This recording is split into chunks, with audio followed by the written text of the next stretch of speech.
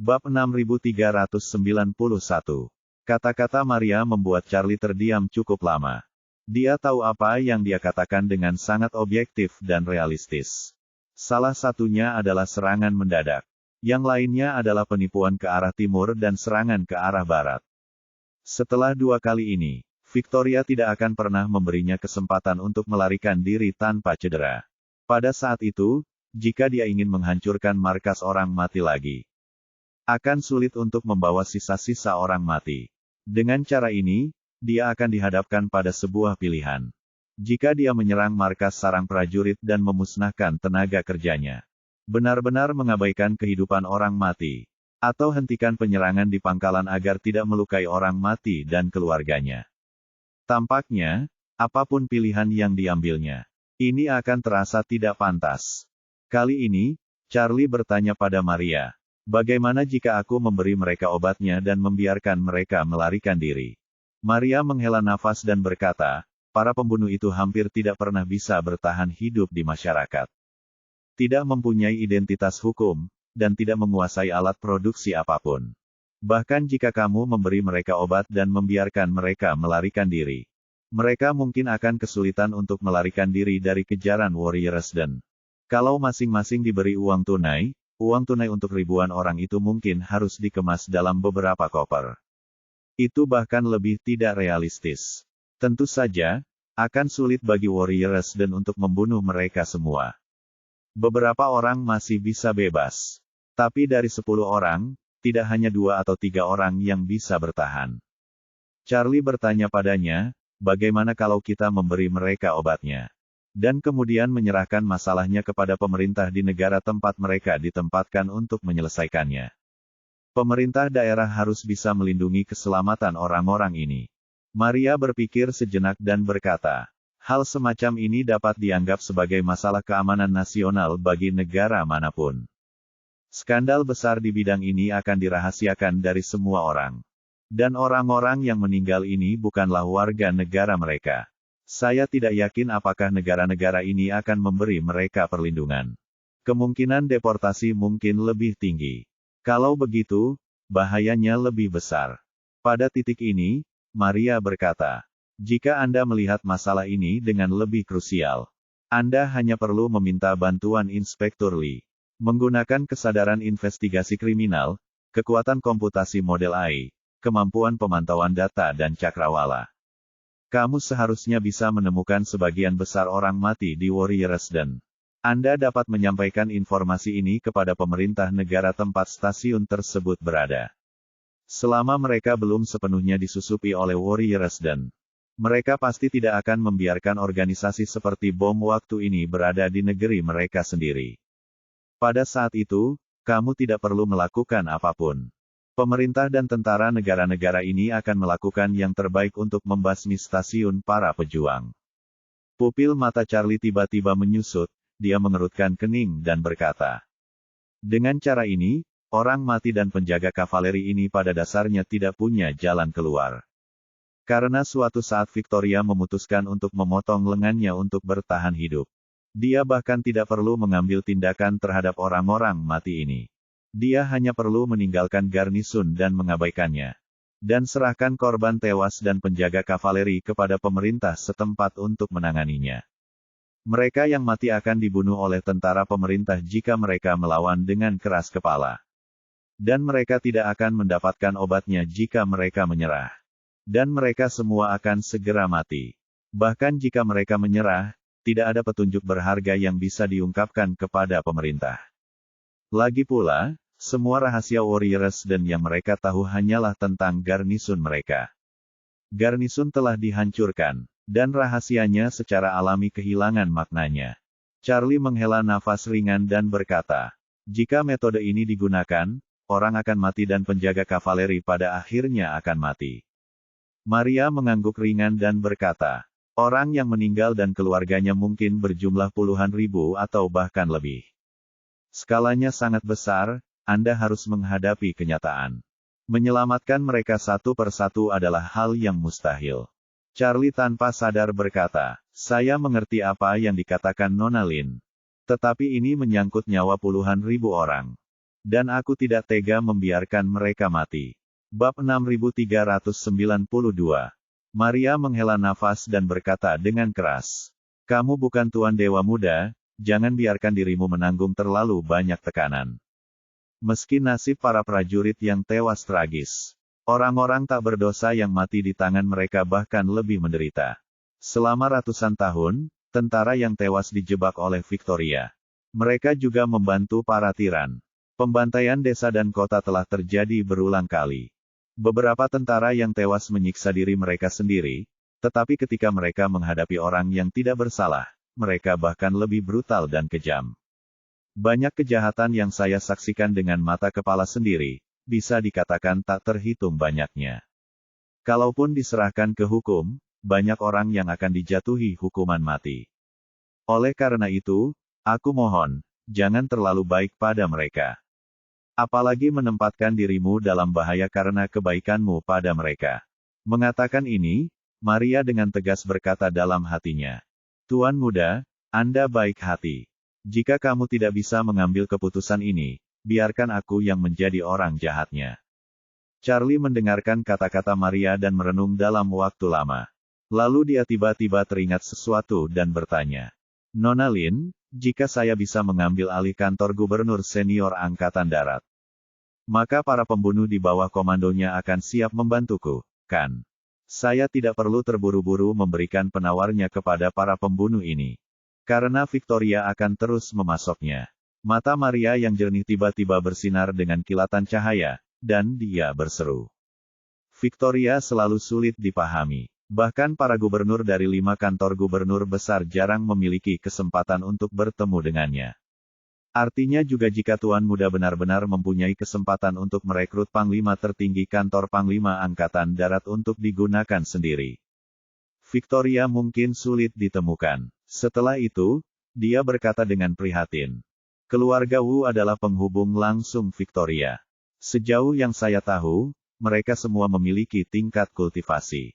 Bahkan mereka yang tidak memiliki karunia pencerahan pun secara paksa mendapat pencerahan dari Victoria. Jika Tuan Muda ingin mengendalikan pikiran mereka, itu tergantung pada budidaya spesifik mereka. Apalagi jika orang sepertiku.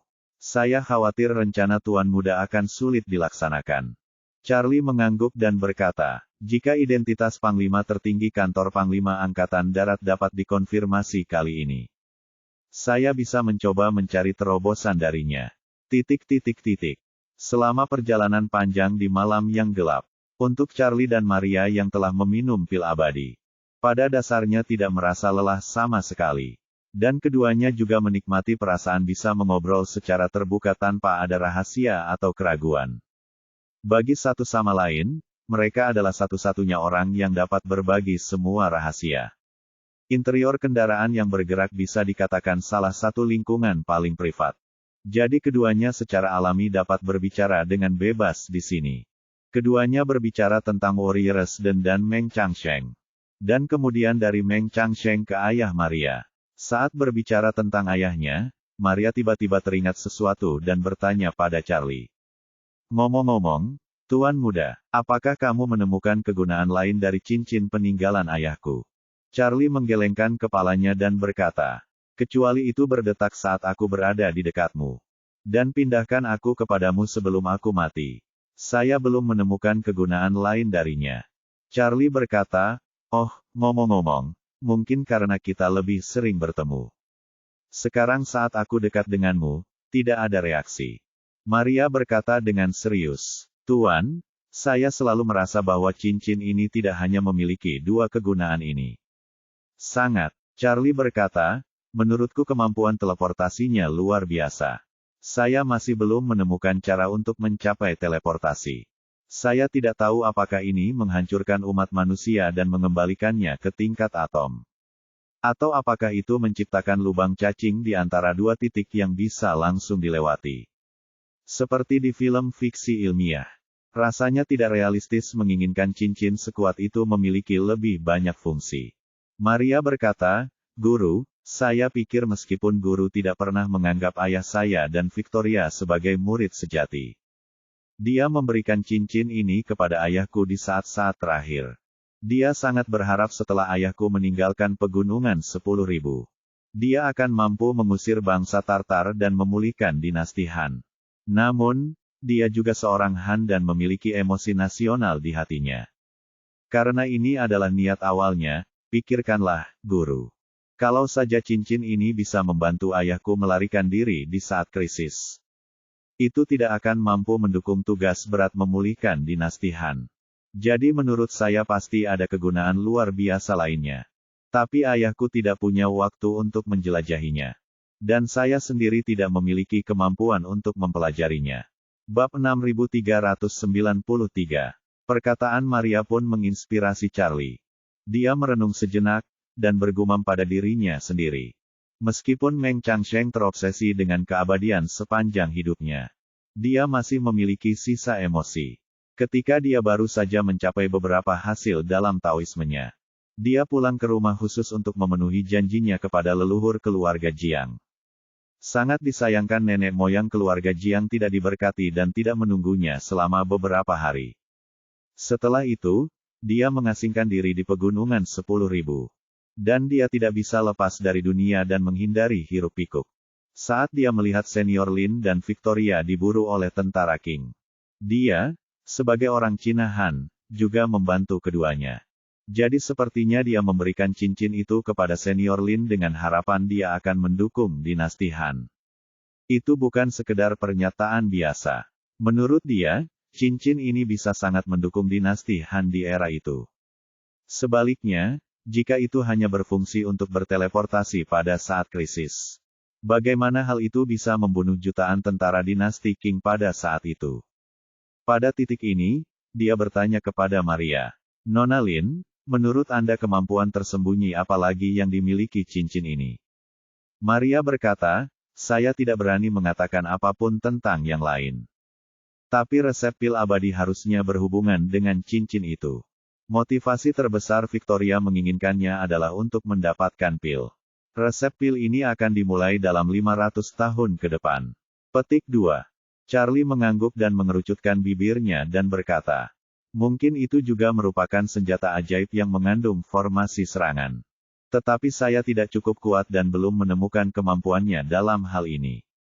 Saat dia berbicara, Charlie memegang kemudi dengan satu tangan dan mengeluarkan cincin dari sakunya dengan tangan lainnya. Dia menjepitnya di antara ujung jarinya dan bertanya-tanya. Saat Meng Changsheng memberikan cincin itu kepada senior Lin, tentara Qing telah menyapu seluruh dataran tengah. Jika dia benar-benar berpikir ini dapat membantu senior Lin mendukung dinasti Han, maka dia harus memiliki kekuatan untuk melawan jutaan tentara. Charlie tiba-tiba merasa sedikit rindu kampung halaman. Jika spekulasi ini benar, maka cincin ini seharusnya menjadi senjata ajaib. Tentu saja kemampuan teleportasi ekstrimnya sangat kuat. Tapi itu lebih terlihat seperti skill pasif yang menyelamatkan nyawa. Jika Anda mengandalkan skill pasif ini untuk menggulingkan istana Qing di era itu, dia harus mati setidaknya puluhan ribu atau bahkan ratusan ribu kali. Apalagi fungsi cincin tidak bisa didaur ulang sedemikian rupa. Setelah setiap penggunaan, sejumlah besar energi spiritual harus disuntikkan ke dalamnya. Jika bukan karena dukungan ramuan dalam jumlah besar, mungkin masih setengah mati dan belum bisa pulih. Ingin mendapatkan kembali cincin itu akan menjadi mimpi belaka. Oleh karena itu, jika cincin hanya mampu melakukan hal ini, Meng Changsheng memberikannya kepada Warren dan memintanya pergi ke pegunungan sendirian untuk mendukung dinasti Han. Ini sama absurdnya dengan serangga berkepala 9 dalam perjalanan ke barat yang menyuruh Ben Burba menyingkirkan Biksu Tang dan murid-muridnya. Saat ini, Maria bertanya kepada Charlie, "Tuan muda, Anda telah menyuntikkan energi spiritual ke dalamnya sebelumnya. Pernahkah Anda menguji berapa banyak energi spiritual yang dapat ditampungnya?" Charlie menggelengkan kepalanya dan berkata dengan nada mencela diri sendiri, "Siapa yang berani terus mencoba? Setiap kali saya mencobanya, itu dapat menghabiskan hampir seluruh energi spiritual saya dalam waktu yang sangat singkat. Saya menggunakan pil budidaya untuk memulihkan energi spiritual saya. Dan itu akan menghabiskan semuanya dalam sekejap. Ini sudah terjadi beberapa kali dan masih belum ada tanda-tanda akan berhenti. Sepertinya jumlah energi spiritual tidak cukup untuk memenuhi kebutuhannya. Ini seperti jurang maut. Saya memiliki pil budidaya dalam jumlah terbatas. Jadi aku tidak pernah ingin mencobanya. Maria mengangguk sedikit mengerti. Energi spiritual sangat berharga. Jika ini benar-benar upaya tanpa akhir. Ini sungguh memilukan. Karena itu, dia menambahkan, tetapi Tuan Muda, cincin ini menyelamatkan hidupmu. Jika Anda tidak menyuntikkan energi spiritual ke dalamnya sejak awal, saya khawatir hal ini tidak akan memainkan peran yang menentukan pada saat kritis. Jadi menurutku meskipun kamu meningkatkan investasimu di atas ring, kamu pasti akan menuai hasilnya di masa depan. Ini menyelamatkanmu sekali, dan pasti tidak akan mengecewakanmu di masa depan. Charlie mengangguk sedikit dan berkata, setelah kembali ke Tiongkok, saya akan meluangkan waktu untuk menyelesaikan kelompok pil budidaya lainnya. Pada saat itu, saya akan mengambil risiko tungku pil budidaya untuk melihat apa efeknya. Bab 6394. Kendaraan melaju di malam gelap Eropa Utara selama hampir 10 jam. Setelah kurang dari 2 jam siang hari, dengan cepat berubah menjadi warna hitam yang sangat halus. Untuk kesederhanaan, keduanya memutuskan untuk langsung menuju rumah liburan keluarga kerajaan Nordik setelah tiba di Lingen. Rumah liburan ini dibangun di lereng puncak bukit di utara Lingen. Sebuah jalan kecil mengarah langsung ke kaki gunung. Dan jalan di depannya terhalang pagar besi. Charlie mengeluarkan kunci yang diberikan kepadanya oleh kepala pelayan keluarga kerajaan. Keluar dari mobil dan buka gerbang besinya. Dan kemudian berkendara ke puncak gunung. Pegunungan di sini tidak tinggi atau curam. Sebaliknya, gunung di sini seperti semangkuk nasi yang terbalik di atas meja. Tidak hanya bidangnya yang sangat datar, bahkan garis-garisnya pun sangat lembut. Rumah liburan keluarga kerajaan Nordik ini merupakan bangunan kayu yang sangat sederhana dan elegan. Rumah itu sangat besar, dengan 9 kamar tidur, dan ruang tamu, ruang belajar, dan ruang makan semua tersedia. Dapat menampung setidaknya 20 hingga 30 orang yang tinggal di sini. Charlie dan Maria memarkir mobil di depan rumah liburan dan membuka pintu dengan kunci. Meskipun sudah lama tidak ada orang yang tinggal di sini, keluarga kerajaan memiliki orang khusus yang menyediakan ventilasi dan membersihkan rumah secara teratur. Jadi kamarnya sangat bersih, dan cuaca di sini relatif kering. Jadi tidak ada bau aneh di dalam kamar. Di tengah ruang tamu besar, ada perapian sungguhan. Berbeda dengan kebanyakan masyarakat perkotaan yang menggunakan perapian sebagai elemen dekoratif. Perapian di sini adalah sumber pemanas rumah yang sebenarnya. Di musim dingin, pegunungan tertutup salju. Dan ada udara dingin dari utara. Jadi cuaca di sini juga sangat dingin. Charlie melihat potongan kayu bakar di dekat perapian. Jadi dia mengambil beberapa dan menyalakan perapian. Saat api di perapian semakin terang, rasa dingin di rumah liburan berangsur-angsur menghilang. Dan secara bertahap mencapai suhu yang nyaman. Maria mengunjungi tata letak dan struktur rumah liburan. Dan kembali untuk berkata pada Charlie, Tuan Muda, semua ruangan di sini sangat bagus. Dengan fasilitas yang lengkap, setiap lantai memiliki suite besar yang menyerupai kamar tidur utama. Jika tidak keberatan, kenapa tidak menginap di kamar terbesar di lantai 1? Dan aku akan tetap di sisimu. Charlie berkata dengan santai. Ruang terbesar untukmu, dan aku akan tidur di kamar sebelahmu. Maria tidak menolak, tapi tersenyum dan berkata kepada Charlie. Semuanya terserah padamu, Tuan Muda. Saat dia mengatakan itu, dia melihat keluar jendela dan berkata dengan antusias. Tuan Muda, lihat, Aurora. Charlie memandang keluar jendela di sisi utara rumah liburan. Dan saya melihat keluar jendela di sisi utara rumah liburan. Cahaya indah dengan warna hijau sebagai warna utama dan warna sebagai warna tambahan muncul di udara tak jauh dari situ. Cahaya melayang di udara dan terus berubah bentuk. Persis seperti fenomena ionisasi yang dilihat oleh para peneliti ilmiah. Saat fenomena ini menyebar antara langit dan bumi di depannya.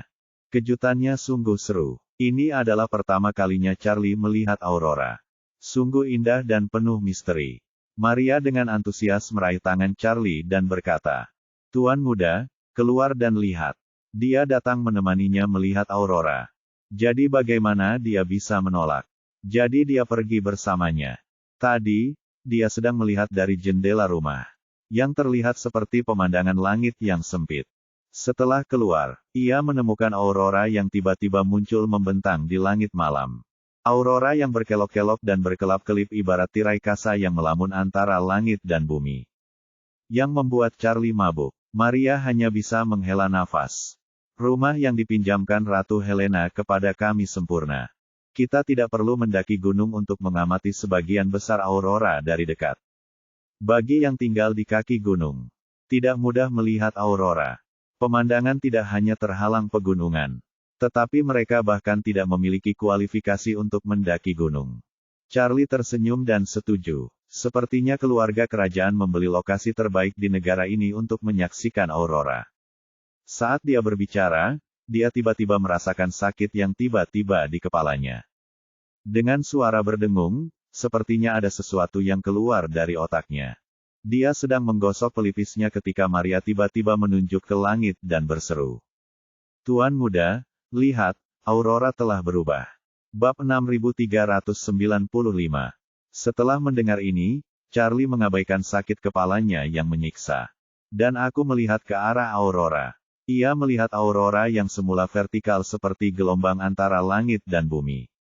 Tiba-tiba, benda itu sepertinya dikendalikan oleh suatu kekuatan dan mulai berputar ke arah yang sama seperti pusaran air.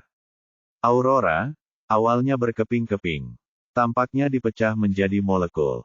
Dan titik cahaya yang tak terhitung jumlahnya mulai berputar perlahan di udara. Charlie terkesan. Maria juga berseru. Mengapa aurora ini tiba-tiba terlihat seperti kunang-kunang yang tak terhitung jumlahnya? Charlie setuju dan berkata, deskripsi Nona Lin sangat akurat. Aurora, yang awalnya merupakan wilayah yang luas, sekarang terlihat seperti kunang-kunang yang tak terhitung jumlahnya. Sekarang kunang-kunang sudah mulai menyebar dan berputar di sekitar suatu pusat. Aku benar-benar tidak mengerti kenapa jadi seperti ini. Maria berkata dengan sungguh-sungguh. Kelihatannya seperti kunang-kunang, tapi itu bukan kunang-kunang. Aurora ini seperti gelombang. Walaupun ombak terdiri dari tetesan air yang tak terhitung banyaknya.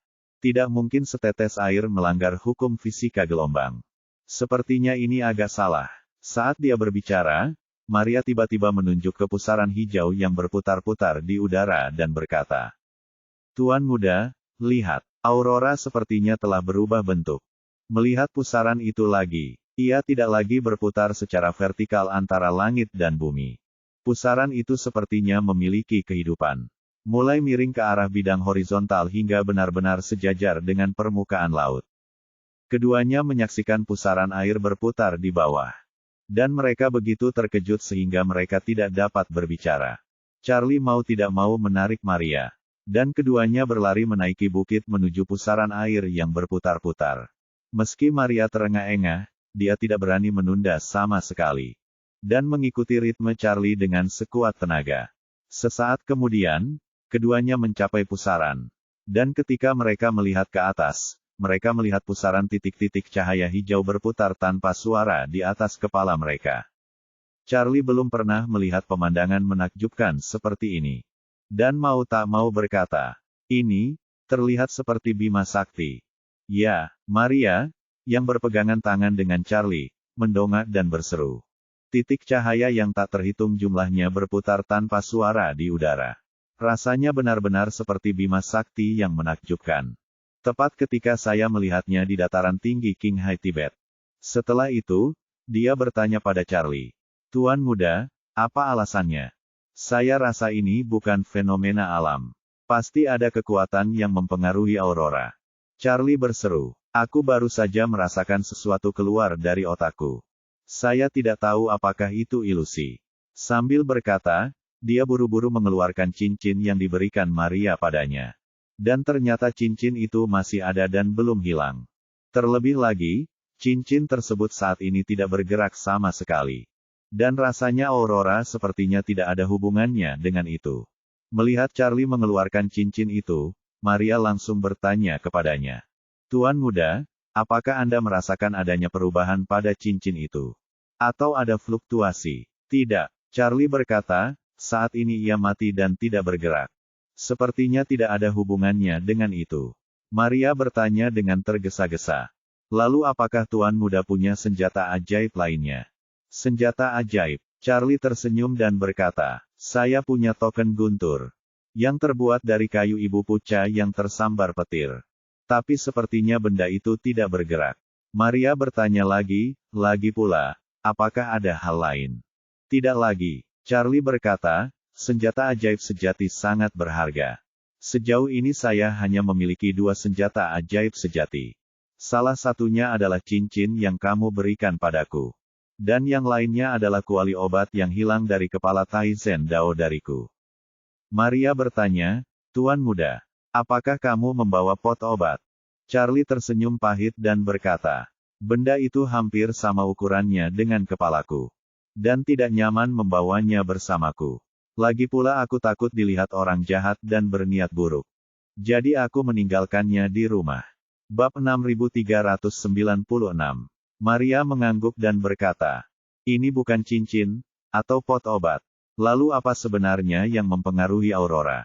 Charlie bertanya padanya, mungkinkah itu efek medan magnet? Maria menggelengkan kepalanya dan berkata, mustahil. Prinsip pembentukan Aurora tidak bisa memberikan bentuk seperti itu. Saat dia berbicara, dia berseru lagi. Tuan Muda, lihat, Aurora telah berubah lagi. Charlie melihat lebih dekat dan melihat titik cahaya yang berputar-putar yang awalnya seperti bima sakti tiba-tiba mulai terbelah menjadi 4 bagian seperti kue. Titik-titik cahaya di setiap area mulai berkumpul menuju pusat area. Saat kecepatan akumulasi menjadi lebih cepat. Dan kepadatannya menjadi semakin tinggi.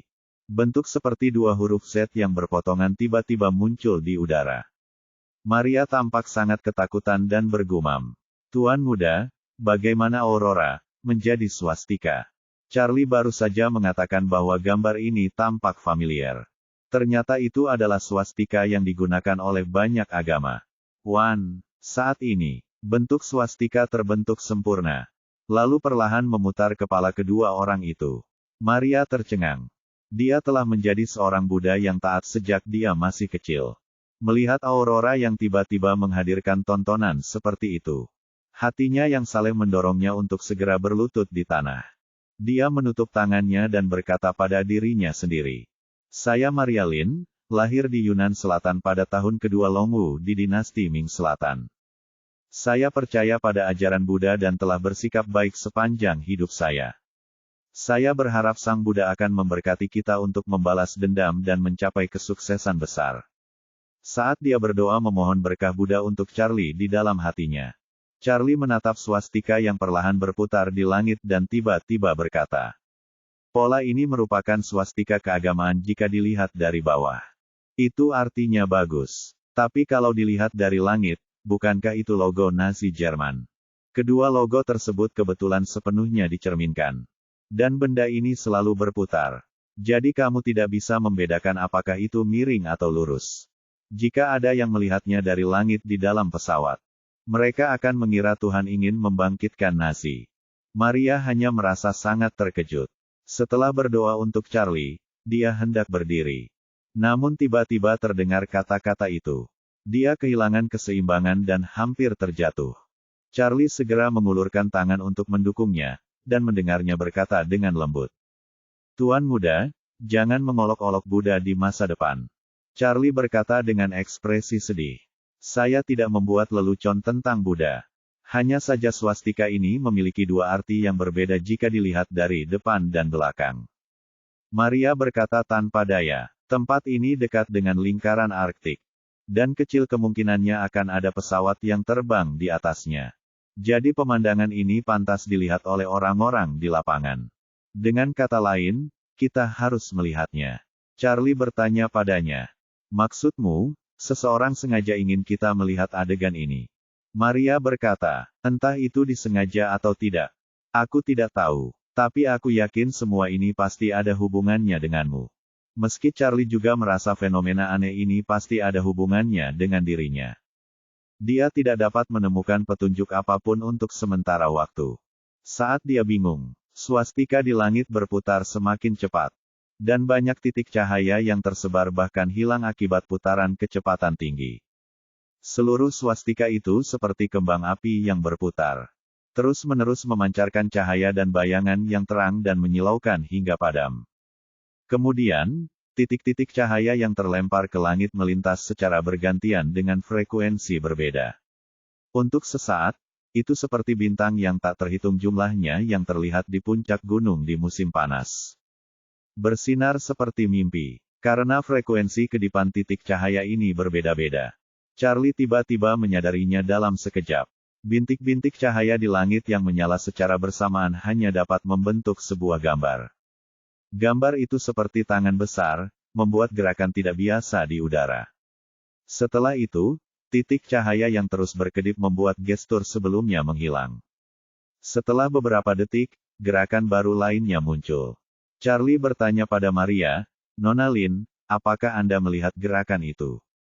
Maria menggelengkan kepalanya dan bertanya dengan bingung. "Sinyal apa yang kamu bicarakan?" Charlie menunjuk gerakan ketiga di udara dan berkata, "Itu saja, lihat, bintang-bintang bersinar secara bersamaan. Bukankah itu terlihat seperti sebuah sinyal? Apa yang saya katakan mungkin sedikit abstrak. Tetapi jika Anda melihat bintang-bintang ini sama seperti Anda melihat konstelasinya, Anda dapat melihat bahwa itu memang membentuk suatu pola.